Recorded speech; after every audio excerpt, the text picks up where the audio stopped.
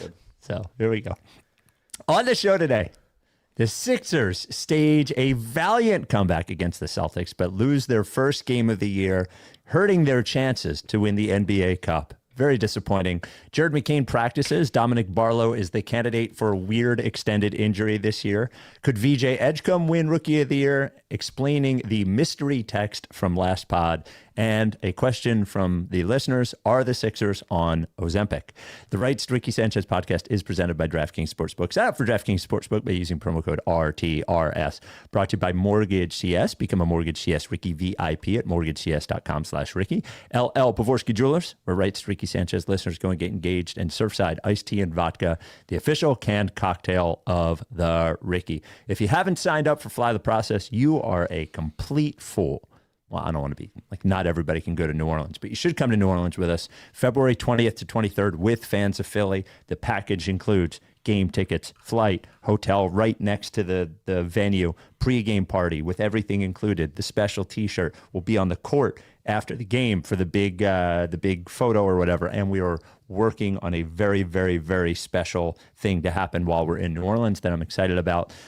It's $150 for the deposit, and then you can pay it off over time. Fans of Philly is easy about that. So go to rightstrickysanchez.com/fly to sign up. If you need a custom deal, like you're not flying from Philly or you're flying from somewhere else, or you're already in New Orleans perhaps, and you just want to get a game and party ticket, you can do that too. Just email joe@fansofphilly.com. We all love Surfside Iced Tea and Vodka. I mentioned on the last pod, congratulations to the folks at Stateside celebrating their 10-year anniversary as a business. Now, we've been around 13 years, and now Stateside is now this global brand. Yeah. And what's our big improvement? We have nicer cameras. Yes. Yeah. And lighting. and lighting.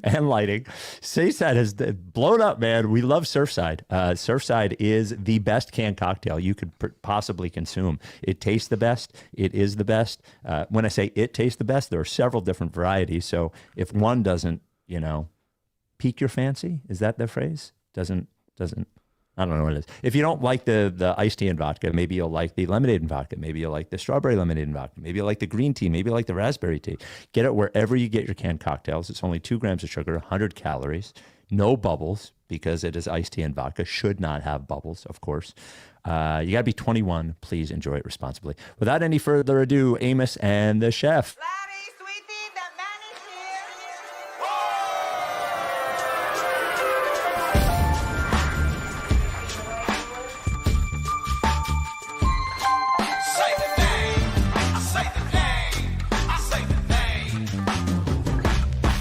We were right, y'all.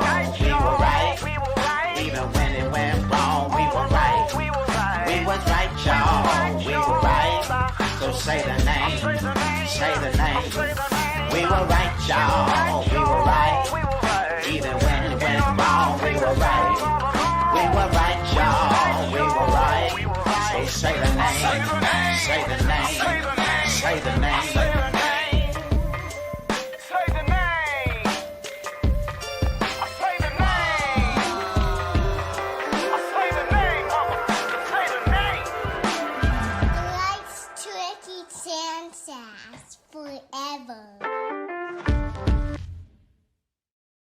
Welcome to the Rights Ricky Sanchez podcast. I'm Spike Eskin, along with a guy who you can only ask to be creative between the hours of 9 a.m. and 5 p.m. That is one Mike Levin.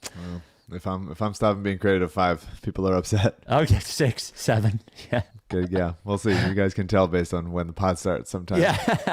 How late you have to be creative for. Yeah. The Sixers lost. Yes. If they won this game, I would not have recognized them as the Sixers. Yeah. Would have been too much.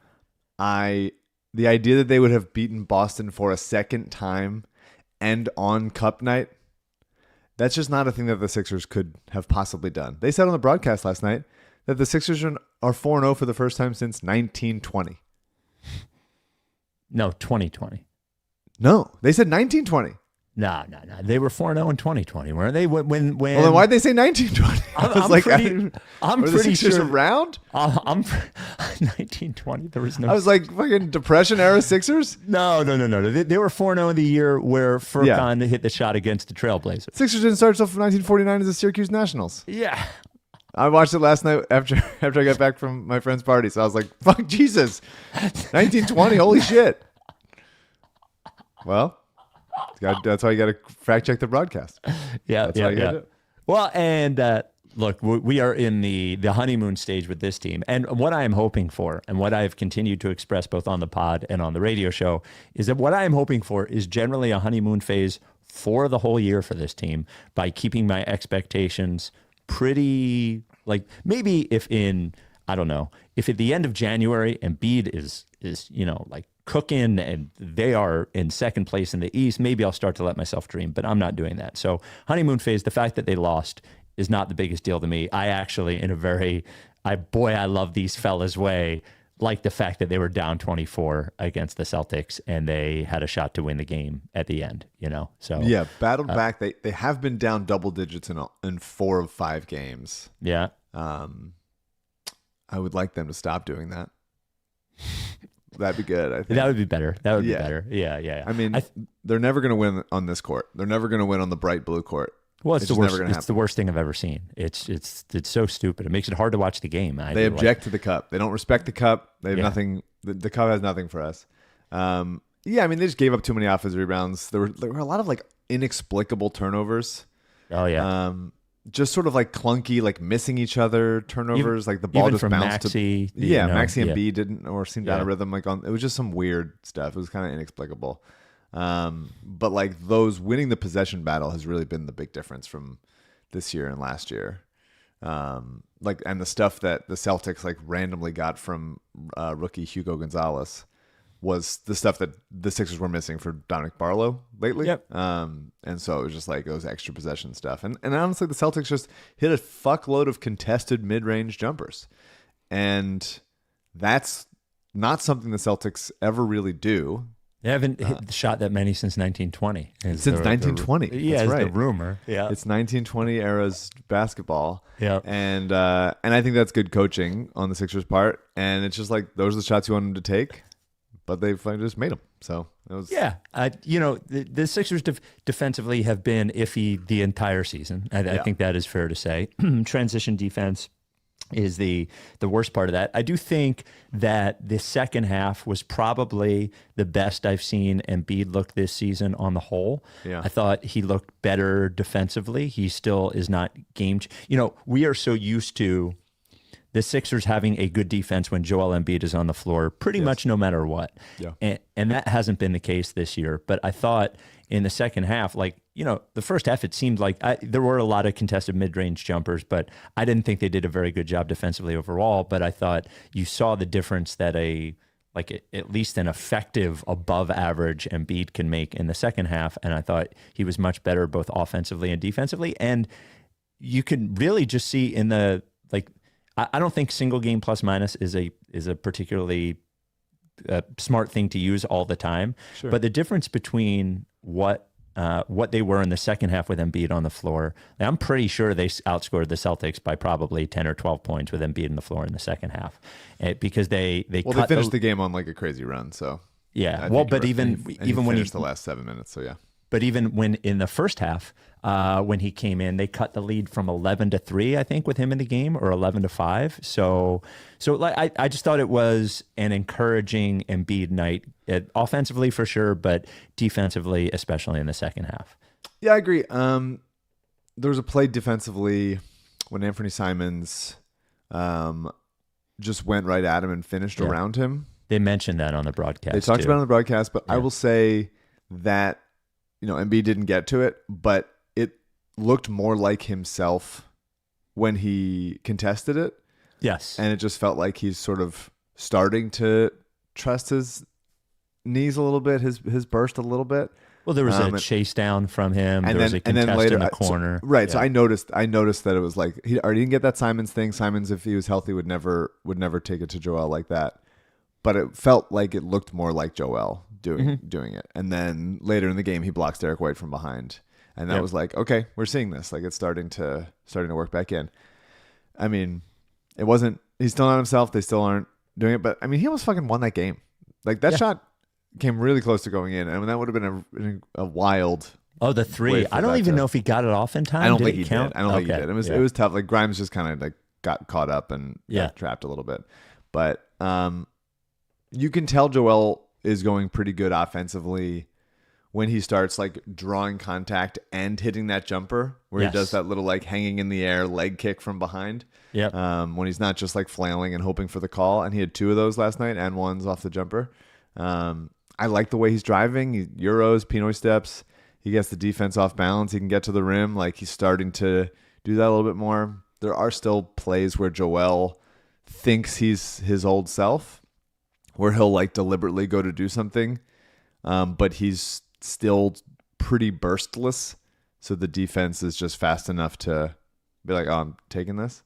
Mm-hmm. And I thought I always like to clock Joel's passing early in the game. Beautiful pass to Jabari underneath. With the shot clock expiring at the very last second there, because they doubled Embiid like really late. It seemed like.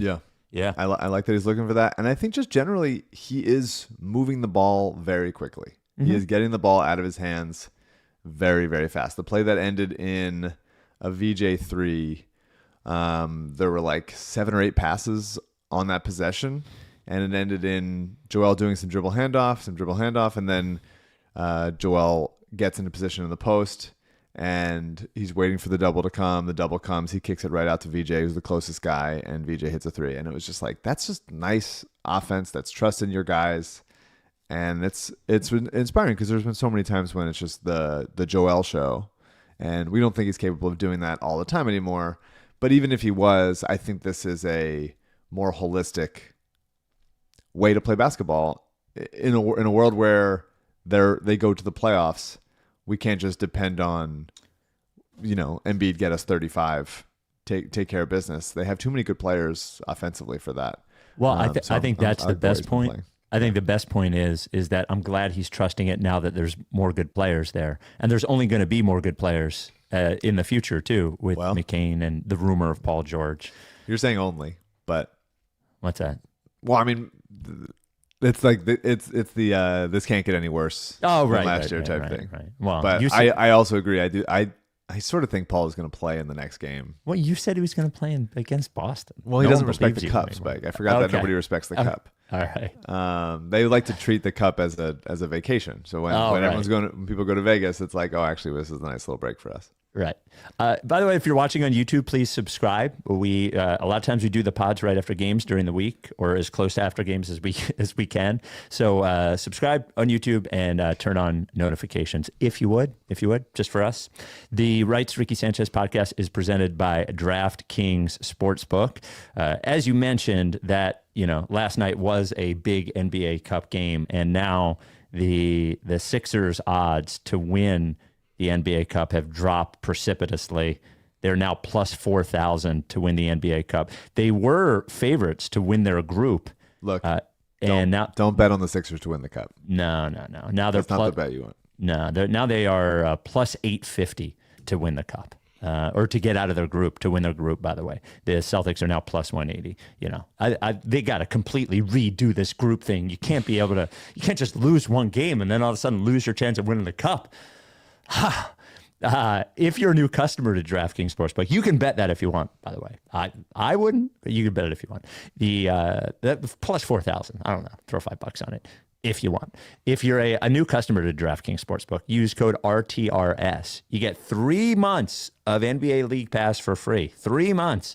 And you get $300 in bonus bets if your bet wins, if you bet just $5, which is paid off in bonus bets. So, and I actually want to see, when do the Sixers play again? When's the next game? Sunday, tomorrow. I Brooklyn. just want to see if the line's out there yet. There is no line yet for that game. That feels like, is it at Brooklyn? I think so. Yeah, it feels like it should be at Sixers minus 5.5 or 6 or something like that. Download the DraftKings Sportsbook app now. Use code RTRS. That is code RTRS. Bet $5 and get 3 months of League Pass plus $300 in bonus bets if your bet wins. In partnership with DraftKings, the crown is yours. Gambling problem? Call 1-800-GAMBLER. Got to be 21. See show notes for details. Sixers at Nets. Sixers at Nets. Did you catch the Kelly Oubre mid-play push-up that happened in the third or fourth quarter? Was it when he got... I didn't see it as much. No, I didn't. I guess I didn't know. Yeah, you should watch again. I'll try to find the clip. He went down during a play and did a push-up before he got up in the middle of the play. It was one of the greatest things I've ever seen. It should be memorialized in a documentary, a T-shirt, whatever we need to do.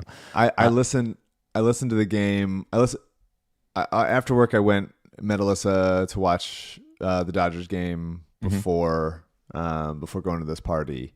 Yep. And I saw that it was a 1-point game with 30 seconds left. And I didn't have Amazon Prime on my phone, so I listened to Tom McGinnis on the broadcast and heard that they lost and was slightly upset about that, but all good. But then when you watch the game knowing they lose by 1, it's crushing. Every possession, you're like, no, what the what? They just the one. Oubre going 2 of 6 from the line, you're like, what the fuck? Yeah. Come on, man. This is it. But I thought Oubre played great. Another game where he's hitting threes, 3 of 7 from deep. I am trusting our friend Kelly on those. I am really believing that it was the thumb all along. His thumb is perfect, and I mean he's stroking it. I thought he looked great, and a couple of really tricky, strong finishes around shot blockers around the basket. He's playing really well. I mean, I don't want to play him 40-some minutes a night every night, but he's a good player. He's absolutely a high level rotation player at this point. Yeah, he has been really in control in his drives, and I think I mentioned on the last pod, I think he uses he's a wide guy, he's a broad guy. Yes. He uses his size to keep the defender away pretty good on those drives, and he drives. He's very under control. And then from the 3-point perspective, his sweet spot is at the break right there. I mean, that seems like where he is most comfortable. He's not really a corner 3 guy, but if he is right there at the break, I'm starting to feel confident with him shooting those shots. That's what I'm saying. It's a terrifying place to be. That is what I'm saying. Also, I just want to point out, Maxey, Edgecombe, Oubre, Grimes, Embiid, all shooting over 39% from 3 right now. I don't think that's going to stay. No, I don't think it's going to stay. But let's ride that shit. Well, it's making up for the fact that everybody it's funny to watch a game. I gotta just turn my computer off to watch a game when people are watching online. The number of people that just want to blame Nick Nurse for them at the end of the game. But you mentioned the 3-point shooting. It's fair to mention that the Sixers are not playing, aside from Joel Embiid, put Joel Embiid to the side, they're not playing a power forward or a center who can shoot currently. Jabari Walker can't shoot. Watford's really not a shooter. Barlow, even when he comes back, can't shoot. Drummond can't shoot. Bona can't shoot. Well, Drummond did a 3 last night. Let's show some respect. They do play Oubre at the 4 a decent amount. Yeah, but that also, I mean, it's going well, fine, and those lineups are pretty. They have nice moments where they're doing the 3-guard Oubre at the 4 lineups, but when they're running and going, but it seems like they have a limit on them. The longer they're out there, the more chance that lineup's going to get exposed. But there is when they're running and doing that, it is a nice burst of energy and fun to watch. Yeah. And the other thing about Oubre, he does it every game. He did seem to dislike the Celtics, which I really appreciate. He was getting chippy with Jaylen Brown for a little bit and Derek White. But he has a stretch every game where he kind of just takes over defensively. He just has 2 or 3 plays where he just seizes the game. He ripped it from Jaylen Brown. He played the passing lanes on Derek White. He forced Jaylen to turn it over at midcourt to give them a chance to win it. I love Kelly, man. I hope that he can be even more when he's down to playing 26 minutes a night, 24 maybe. Can be even more of a motherfucker defensively. He can even do that. But I do wonder if there's some. I don't want to make this comparison because I don't think he's like that. But there's maybe some Nick Castellanos type.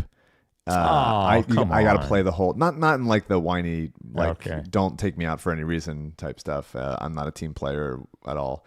But just the idea of Kelly needs to play all the time to be in a full rhythm kind of deal. Oh, right. I wonder if he is, as if they bring him off the bench and he's their 7th guy or whatever, is he able to summon that energy? I don't know. Some guys just don't play as well in smaller stints. I hope it's not the case, but yeah, he's playing really well right now. Yeah, he's been awesome. Maxey. So Maxey, how many did he have? 14 assists, 15 assists, something like that. 26, 14, 8, 2 and 2. Yeah. in 43 minutes, 38 seconds, and they were a plus 10 in those minutes. They were a minus 11 in the 4 minutes and 22 seconds he was off the floor. And all that said, it didn't even seem like one of his better games of the year. Like all that said, if there's one, if I could nitpick a little bit on one thing with him, is that it feels like there's once or twice a game we cost ourselves a 3 because he puts the pass like in the wrong spot. Like he's a good enough passer. He's certainly not an excellent passer. And I think it's Grimes and Oubre. There's been a time every game where if the pass was where it should have been, it felt like we had an open shot, but we didn't. But it'll be nice when he can play 37 minutes and not, or 36 minutes and not 43. Please God. Yes, I know which plays you're talking about. It's happened a couple times. It's just a big load for him to be carrying. And I think this is why McCain in his return and even Paul George will be really, really helpful. Absolutely. But 14 assists is no joke. Yeah. He's moving the ball well. He did throw, I don't think we give him credit for, he did throw an on-the-move lob to Bona the other night, which I really, really appreciated. I love how he's looking up and having no hesitation in throwing those outlet passes, and they've scored off those. Those are great plays. That's a real team-wide point of emphasis, which I love. Or easy buckets, man. Absolutely. The more that they can get easy points like that, yeah, for sure. You just ultimately trust that he's going to get you a really decent shot, no matter what, at one of the levels that he can score at.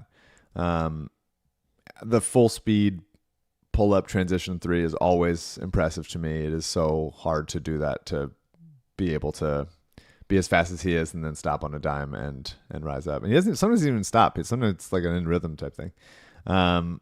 I didn't love the shot selection on that last floater. Obviously, he can make it. He almost did. It did seem a little bit rushed for how much time they have left, and maybe that was a little bit lacking poise. That possession might have been one pass away. Like, I understood why he took it. I was fine with running a simple action between him and Embiid. I'm fine with him taking it, but it does seem like that if you just make one more fucking pass, and maybe you're 1 or 2 passes away from a wide open shot there. Yeah. Really contested. Xavier Tillman right there. Not the kind of shot that they would give you a foul call on. It's such a bummer because I'm watching it. I know they lose by 1, and I didn't realize that Jaylen Brown turnover resulted in a foul as well. And so there were so many times in the fourth quarter where it was like, oh, they didn't get that foul call. And not only did that affect that play at whatever time he wasn't getting that call, but then the Celtics were not at the team foul limit. Right. So when Jaylen made that foul, that would have sent Maxey to the line to shoot 2, down 1. Yep. And I was just like, oh. I couldn't believe we weren't at the limit there. I know. By the way, I couldn't believe, or in the bonus. It was because they were in the bonus, I think, with 4.5 minutes left in the first quarter. I think they've done a pretty decent job of that all year. I was shocked that they weren't. Yeah. It's not something that you really think about very often. Early in the quarters, it's a little bit like when a good starting pitcher gets you out and he's like, but he had to throw 24 pitches that inning, so we got him. We're getting him there. Like that'll pay off. But I was really, that game was a really close game, and they should have won it. And so every little thing that didn't happen, little turnovers, little things, really really annoyed me. And I want to call out Maxey's defense again, man. He's really, really good. He's a really good defender. He's competing too. He's competing a lot of like hell. His effort, motor is high as hell. He scooted around the screen to block a Pritchard 3. Shout out Andre Iguodala. I remember when he basically criticized Lou Williams' defense and said all he has to do is try, and trying does make up for a lot of it. And I think for sure, I mean, he dove on the ground for a loose ball. That's not something you always see like your star players doing. He's awesome. He's playing really, really he's playing the best basketball of his career. And he started out last season playing some of the worst for his responsibility. Mm-hmm. And he is totally the tone setter on this team. He's like the captain of this team. He's hitting shots like crazy. He's getting to the line. He's moving the ball. He's just doing everything right, and it's wonderful to see. Like it's incredible. And he's set the tone for VJ, who we should talk about, because he was also great. He was great, and there is some. I feel like this is going to be the thing as we move through the year. People worried about his shots. Everything about his offense should be as it comes to him, which is exactly as it was last night. And he will be best when he is not forcing things, when the threes are open, when he's, that little mid-range thing he's got going on. And I'll just say, man, when he takes off and flies, forget about the dunks. The dunks are great, but just like he gets up there, and it feels like you could go to the bathroom and get a snack and come back, and he's still sort of gliding through the air and getting there because he's so much higher than everybody else. Oh my God! It was also insane. One play where he finished. It was the dunk that he had where Maxey was like sort of probing in semi-transition and then tossed it to VJ, a little like shuffle to VJ for a dunk, and blows by Jaylen Brown. And when he's flying up the wing, he's coming so fast. It really feels like someone like the 29th entrant to the Royal Rumble, just like getting his ass in there. It was unbelievable how fast he was coming out. I love that reference. Play. Solid reference. I've been just crazy impressed by his mid-range package. Yeah. I mean, there was you think about summer league and you're like, oh, a couple pull-up jumpers. Those are more pull-up jumpers he made than like a full season at Baylor. Yeah. And we're so far beyond that now. Like floaters, leaners. He had a behind-the-back dribble to get to his fade. That was beautiful. And he's staying balanced if a shooter flashes open. And the finishing around the rim, man. Like yet another impressive and one to like get around a player. I don't think he's been called for a charge on one of those this year. He's so nimble in avoiding those. Like defenders are basically like, I'm not fucking jumping with you. And he sort of just like scoots around them and contorts his body. And I love that he doesn't get tunnel vision. He really does see the floor incredibly well and so much better than you'd expect. He had a nice little scoop to Oubre for an N1. He finishes with 17, 5, and 5 on 11 shots. He's been great. He's just been unbelievably good, and you can feel it because of how good he's been in some games where you're like, he should have more shots and opportunities. But he has a big balls jumper with under a minute left off the Joel kick out. That's valuable reps. It's cool that he's delivering. But I agree with you. Like the game should come to him. He should. He's running some point. I think those opportunities will get smaller once McCain is back, and I think that's fine. Great. It's great. It gives him more opportunity to do off-ball stuff and cut and BD. You want him to do stuff. You want him to work through those issues on ball. You want him to bring the ball up, and I think he will still. You want him to initiate offense, attack on second side stuff. But like, he's just a full basketball player, and the fact that he can do so much, whether he's in charge of getting the playoff or just a participant and filling a lane or making the timely cut or whatever. I think he's like a really, really complete player. And defensively, early in the game he gets overpowered by Pritchard. It's not the first time that's happened this year. He has to get stronger in his base. But he also had some possessions where he slid his feet the whole time. He stayed engaged. He finished the play. It's like defending all the way through the play. Well, that one at the end of the game against Jaylen Brown, where he basically pushes Brown to Bona, who blocked the shot. Yeah. But he stood up Jaylen Brown for 15 seconds. Yeah. It was unbelievable. It's good. He's a really, really good player.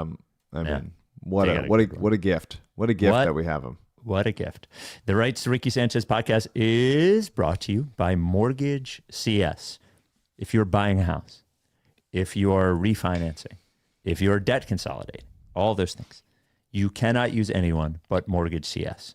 Go to mortgagecs.com/Ricky. That's where you can learn all about Mortgage CS beyond what I'm going to tell you, or just reach out to their CEO, Ben, personal cell phone number, 267-391-7425. That is 267-391-7425. They're an independent mortgage broker that is going to give you an experience. Look, if you've never had to deal with another mortgage broker and you just go straight to Mortgage CS and you're like, wow, everybody's like this, fine, stay that way. Everything's great. You don't need to go to anybody else. If you've dealt with somebody else, you're in for an experience that you haven't had before. Just the information and the knowledge you gain working with them, in the conversations you'll have with Ben or Alec or their whole team about the entire process and about when to lock in a rate, those sorts of things. How communicative they are, how receptive and responsive they are is unbelievable and unlike any other place. Like Ben and Alec's team is A+. Every person that reaches out that is a Ricky person that uses Mortgage CS says the exact same thing. Start early. If you're not looking to buy until this summer or something, start early, start right now, get them all your stuff. That way they're ready. You need a pre-qualification letter on a Sunday night. They already have your stuff. It's easy for them.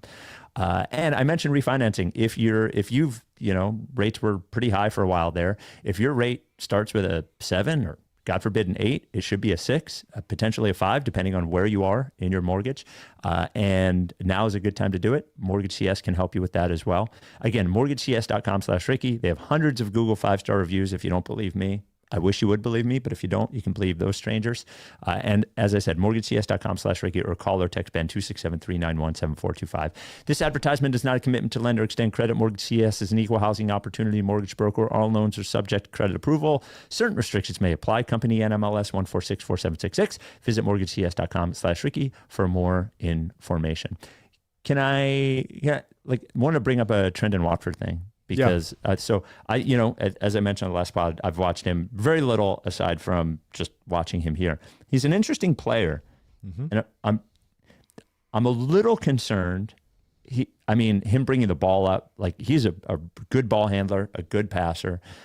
I'm a little concerned that him at the 4, it'll work sometimes, but given what the fact that he's not really a rebounder and not really a shooter, I think for a little while might make him a weird fit on the team because it seems like at 4, you're going to have to give them one of those things, I guess. And he doesn't really do either. He seems like a good and interesting player, but I wonder what lineups he's going to fit the best in.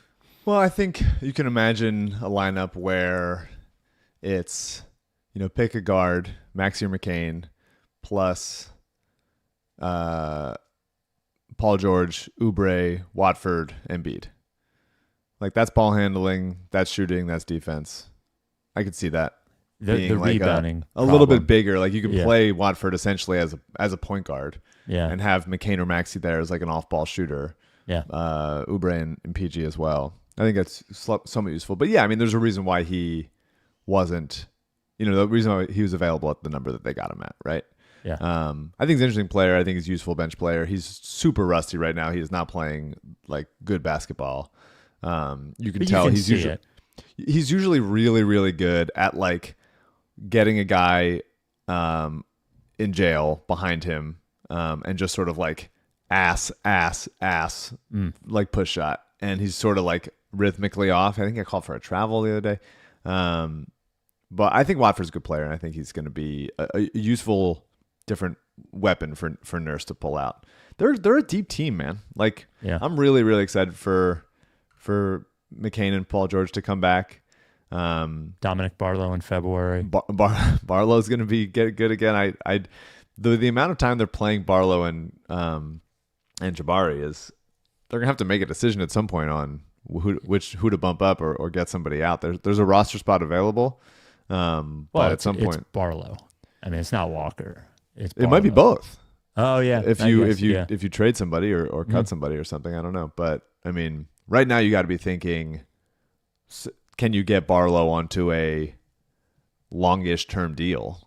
Like it'll probably, something like what Justin Edwards signed, or maybe it'll have to be better. I'm interested in seeing that, but they're a deep team and they're going to need it because obviously various injuries are going to accrue over the course of the year. But I'm excited to. It was not a good Justin Edwards game. No, just when he's not hitting shots, it's a little bit like. I like that he's taking the right shots. But what's he doing elsewise? Yeah. Grimes, I thought was pretty good. I thought he was pretty good. He froze. He froze in that last possession a little bit. Yeah. It's just, if anything, it looked like they were trying to get the ball. He was not the first option there. No. It looked like they were trying to get it to Maxey, and then they were trying to set up something for Edgecombe, maybe underneath or in the corner. None of that worked. So Grimes gets it, and they double off of Maxey, but like he would have turned the ball over if he passed it to Maxey. I just wish he threw it to Embiid a little bit earlier. That's it. Yeah, I mean, I think also Maxey was available if he had just gone right back to Maxey there. Well, I think watched it a couple times. It's like it's tricky, but when that double comes and it's Jalen and I think Derek White was there, then you're just like, get it out of your hands. I just think he turns it over probably if he maybe. throws I mean, it to Maxey there. Yeah, those times, that time goes by so fast in your head. It's like 3.8 seconds is like such a weird amount of time. Yes, yeah. I think like he looks so fluid when the shots fall or when he cuts to an open spot, or he makes the right pass.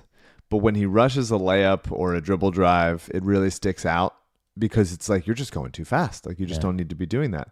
And it's not all the time, but it just looks a little bit like he's stuck on 1.5 speed. Yeah. Where is all also how I listen to all my podcasts. All of them? Pretty much all of them, yeah. Some I'll listen to 1.25 if it's like more educational and I want to like really retain it. But if it's just like guys talking, if it's us, I'm listening to 1.5. Oh, I don't like that at all. Sorry. Yeah. But I will say sometimes it does give me a little bit of a panic attack where I'm like, I'm going too far. Yeah. Like maybe once a month, I'll be like, my heart is going too fast. I gotta hit pause. Let me take a breath. Let me listen to some babbling brook. And I feel like Grimes needs a little babbling brook from time to time. Yep. But he always seems to make plays in the fourth quarter. He had a couple jumpers, couple tough finishes at the rim, a couple really smart passes. Like he, aside from that last possession, which is just like a tricky thing, I do think he's made plays in crunch time for this team. And when he played 33 minutes last night, he's been in for all important moments in the fourth quarter, even though he hasn't started. And I wonder what that looks like for both him and Oubre when McCain is back, when Paul George is back. I don't know that Joel had a decent look at it. And if the ball got to him earlier, maybe he hits that. I would like Joel to not be in on those plays. Oh, well, there's no chance that's happening. Yeah. Maybe. I mean, I want... There's no way. There's no way. There's no way. There's no way, Mike. He's just not fast in those kinds of possessions. If it's like last possession, you got 18 seconds left, hold for one, then like for sure. But these like 1 to 4 second possessions where you got to do something so quick, like I'd rather just have quicker guys out there. Well, the problem is I don't know if you want everybody on the court to be able to shoot in that situation. Yeah. I just don't know that they even have 5 guys that can shoot right now.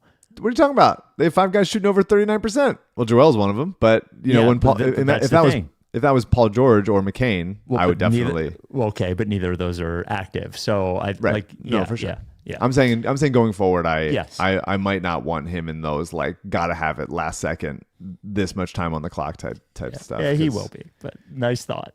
Yeah, I like when Nick Nurse is a little bit like, I'm doing what's best for the team now. Yeah. And I think that how bad last season was gives him free reign for that. Joel's still talking to the media like he's like, I don't know. I wish they played me more, like that kind of stuff. Well, he's up to 25 last night, and really, 28 is fine.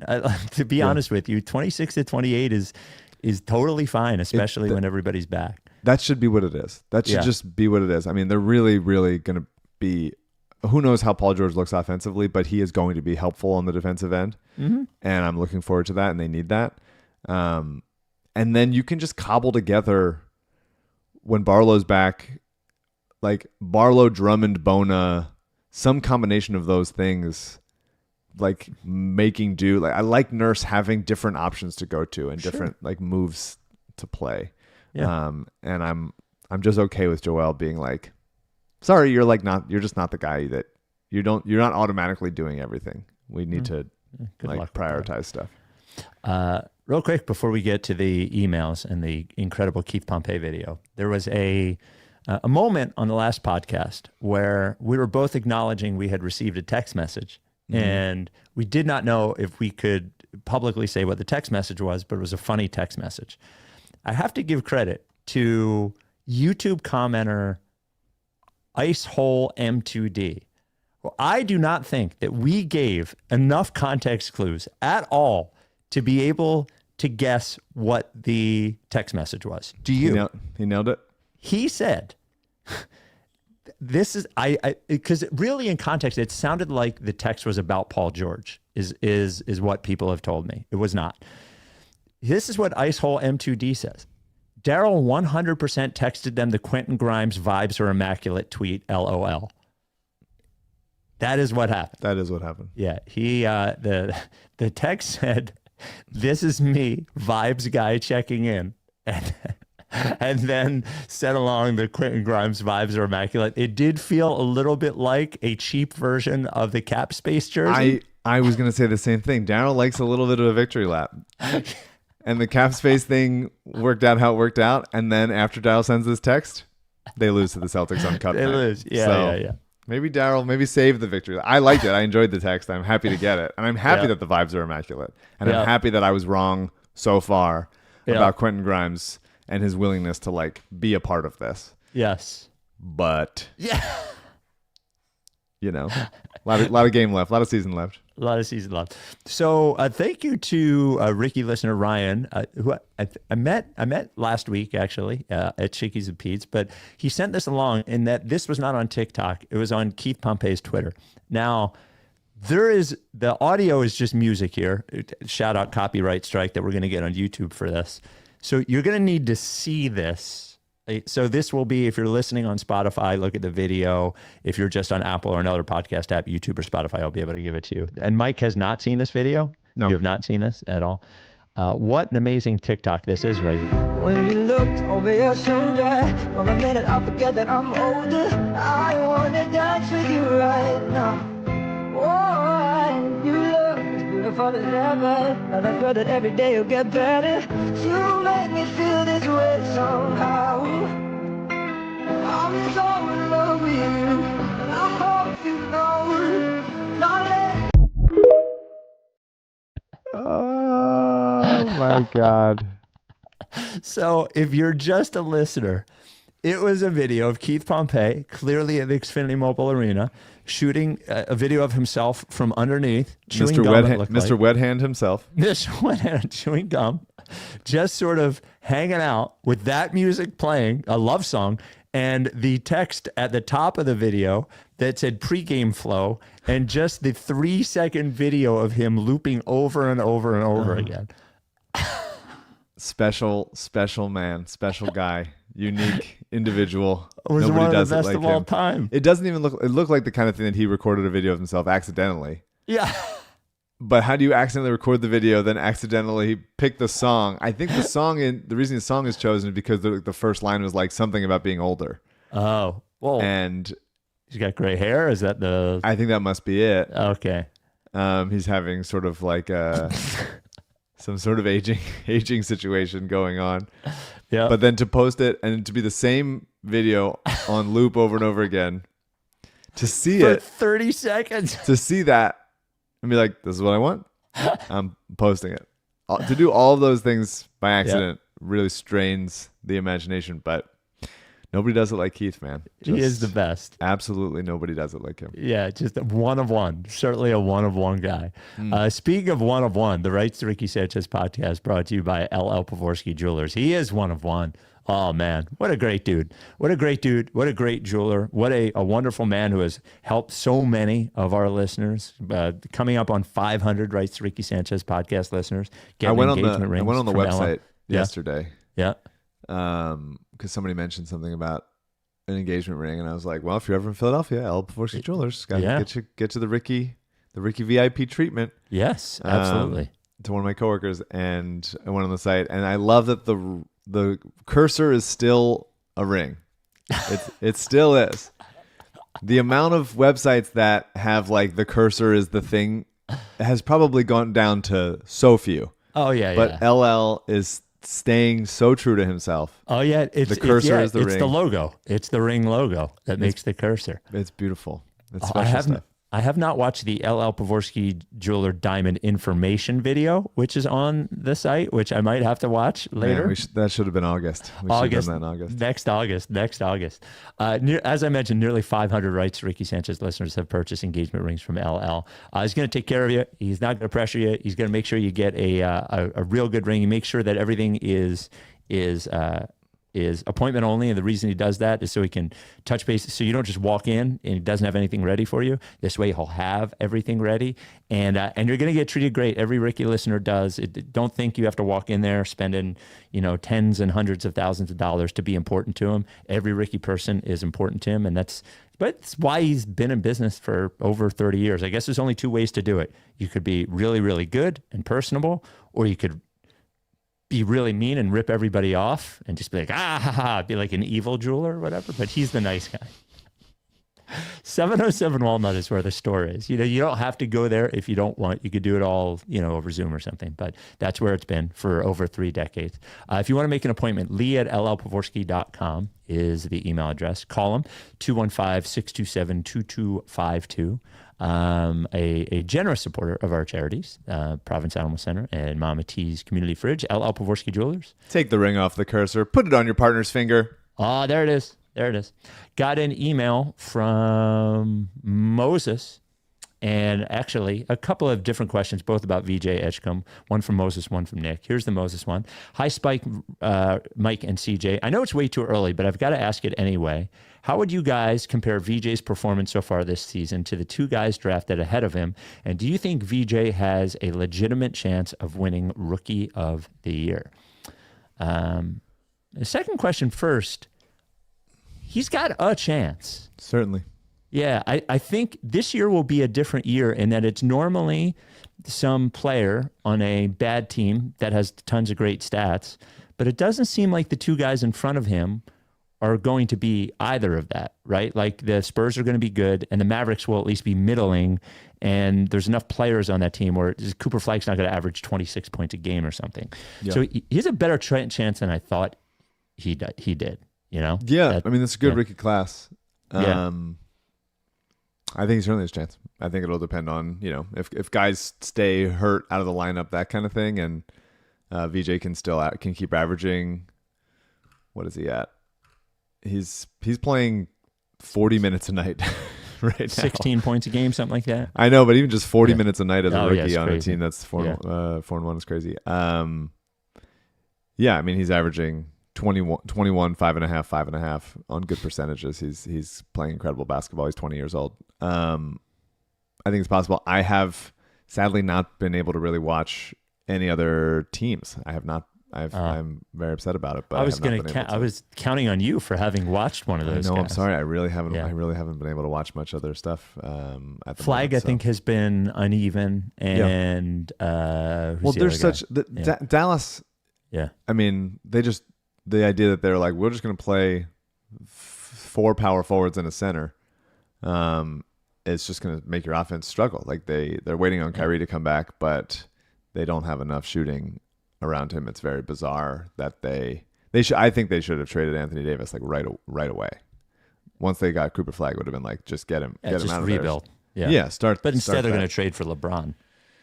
That'll be weird. Yeah, that'll be another power forward. It would be quite interesting. It seemed like very predictable, and obviously maybe their defense will be better, and they're waiting for Gafford to come back. But the idea that Cooper Flag playing like point guard or 2 guard is just like, you just want him to be helping out quicker guards, and that's what happened in college. There were guys flying around everywhere, Proctor, Knipple, Sion James, and he was just able to like pick it apart.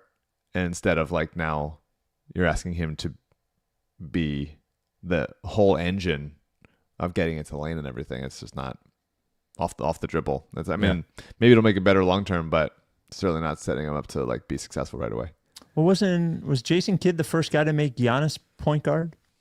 Yeah, I think he was, right. And I think Giannis didn't end up being one, but it probably helped his development eventually. Mm-hmm. But Dallas, as you mentioned, is just in this weird place where they'll eventually have Kyrie Irving back, and they have Anthony Davis. So like, you can't have an experimental point guard when you're doing that. It seems like a very strange decision. Yeah. It'll look better when Kyrie's there, but yeah. And I haven't watched, what's the kid's name on San Antonio? Dylan Harper. Dylan Harper. I haven't watched him at all. But VJ Edgecombe has it certainly can win Rookie of the Year. And then from Nick, good morning, I love you. Let's say the ping pong ball went our way and we got the first pick. Knowing what we know now, who are you taking? How about if we got the second pick? Now, the problem is you haven't. Yeah, I don't want watched to. the Look, other- VJ has definitely like made it into the idea that this was a 1 or 2 player draft is now like you can sort of put that behind us. You can see enough flashes from VJ and the sample is getting big enough where it's like this isn't fluky. Yeah, I mean, it's on the table for him to be the best player of the 3. Yeah, It's on the table. I wouldn't say it's definite. I just didn't think it was on the table, and I think it is on the table. Yeah, I mean, even just like Harper is more advanced as a ball handler, but VJ has closed that gap for sure on his end of things, and so then you go, okay, well, VJ's projects to be a better defender, and plays a little bit more off the ball, but you know, I'm excited. I'm excited to watch more basketball when I have time to do so. Yeah. But Flag is still, especially even for this team, even if you're thinking about fit, like him as power forward would be really nice. Like they need that kind of thing. And but VJ can keep fucking if he keeps doing this, then eventually you start to rewrite the book you had on everybody, and you go like, well, why limit the ceiling that he has artificially had on himself since the draft? Yeah. Sometimes you make the mistake of thinking because a player has a high floor that they have a lower ceiling. I think sometimes there's like understandably, people think there's an inverse relationship there, and there isn't always, you know. So we thought of him as high floor, but as it turns out, like he's just fucking. Here's the fact: he's way better than I thought he was going to be at this quickly. I don't think anybody could have. Maybe the Sixers knew. I didn't know. Instantly. Yeah. This came from Mike. Not you, obviously, a different Mike, to writesRickySanchez@gmail.com. Basketball question. Not sure if I missed it, but I haven't seen any discussion on this yet. A lot of the players who have historically shown up out of shape look noticeably slimmer this year. Zion, Embiid, Karl Anthony Towns, Eric Gordon, Luka. They're all on GLP-1s now, right? Potential libel case aside, what are your thoughts on athletes hypothetically using weight loss drugs? It doesn't quite feel like steroids in baseball levels of unfair, but something about it still feels icky to me. Do I just need to grow up? I don't think of it that way. I don't think of it as cheating or anything. My concern would be what those things do is like just sort of decrease your appetite. And I wonder if, I think this generally for people too, if you're 2 things. One, you're losing weight, but like, are you able to get the nutrition that you normally get, especially for a pro athlete who needs to eat a good deal? Like just eating less might make you look better. It might not make you healthier. So that would concern me from an athlete perspective.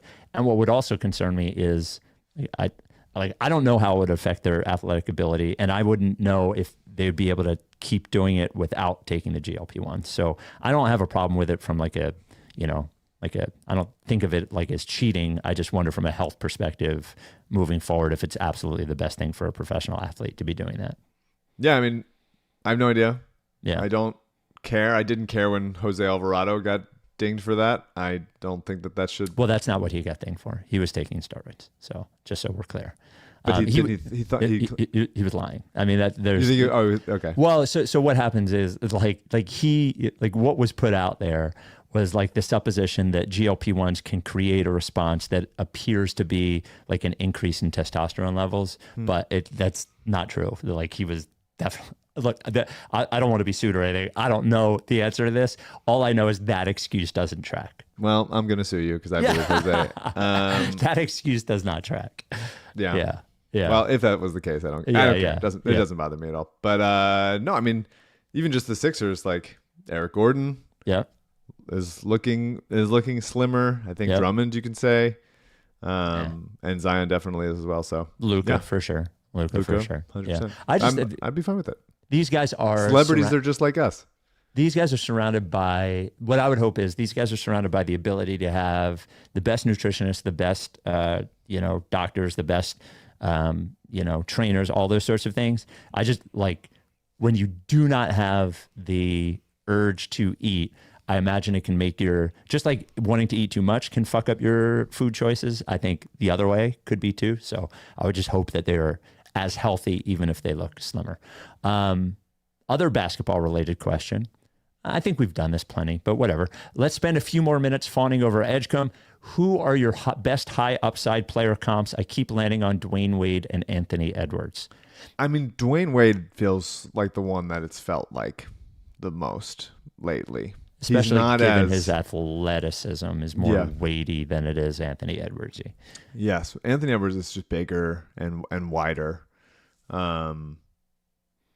Wade has sort of like more elusiveness, let's say, that VJ seems to have. I mean, we're lucky to even be talking about it. Like, he's awesome. Sounds dude. crazy. He's such a good kid, and he's having a good time. And it seems like Lowry likes him, and Maxey likes him, and Embiid likes him. Just like, well, it's unbelievable. Yeah, it's unbelievable. I'm really, really excited for McCain to get in there and see what them playing together is like, and how they move on around with each other. Look, we've never been afraid of early, victory laps, and not a victory lap on Edgecombe, but the Sixers under Morey have really fucking nailed draft picks. Yeah. They've nailed draft picks. Tyrese Maxey was 20th. Jared McCain was 16th. Edgecombe was supposedly the third player in a 2-player draft. They've done okay on these picks, man. And last one, this one comes from Eli. Yep. Writes Ricky Sanchez at gmail.com. Would you get rid of daylight saving time if you had the choice? Maxey was 21st. I always forget because it was 21st. It was the top 20 protected pick that Mike Muscala saved us from. Right. Would you get rid of daylight saving time if you have the choice? Now, sometimes people get confused when they're talking about this. If we're getting rid of daylight saving time and it's always standard time, that means that it's always what it's going to be in like 3 days when the clocks change. So it will always get dark a little earlier and it will always be light a little earlier. If you want it to be daylight savings time the whole year, then it's what it's like it is during the summer. I personally feel healthier when it is standard time. Like, I know that sounds crazy. I learned it when I started getting up really early, that it was much easier for me to do during that time. So I personally feel better even with it getting darker earlier when it's standard time. But I don't care. I just don't think the clock should change. Just pick one. Well, do you have a preference as to which one? I probably not the one where it gets even darker, even earlier in the winter. That's standard time. That would be getting rid of daylight saving time. Fine. Yeah. So you want it to be daylight saving time all the time, like it is during the summer. Yeah. Why not? Yeah. It's like, oh no, the days are getting shorter. Let's make them even shorter. I think it's like, well, I think it was originally because of farmers. To me, it's pretty good for kids who are going to school, and it's dark in the morning, and that way they can wait for the bus when it's late in the morning. So whatever. Just don't change it. There's enough things to keep track of. You got to do this thing every year. Twice a year. At least I would imagine for years my mom would reach out to me to remind me to change the clocks, and it doesn't have to happen anymore because the phone just does it automatically. Mm-hmm.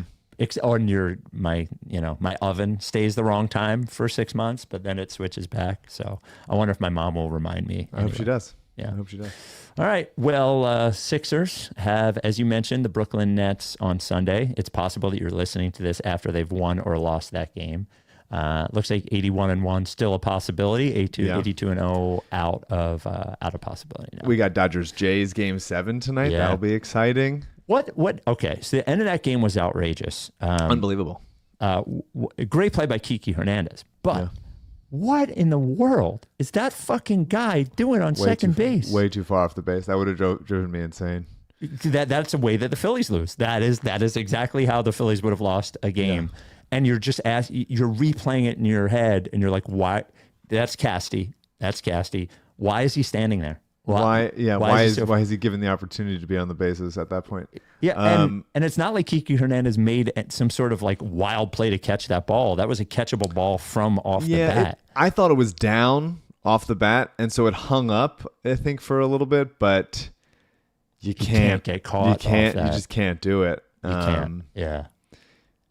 And He is the tying run, so I get why you're like, I'm gonna score here quick, but you're But also he's like not behind scoring on another that guy. anyway. Yeah. Yeah. It's just outrageous. Just outrageous. Yeah, game 7 tonight, and then we will talk to you later this week. Go Sixers. Are you down with TTP? Yeah, lick face.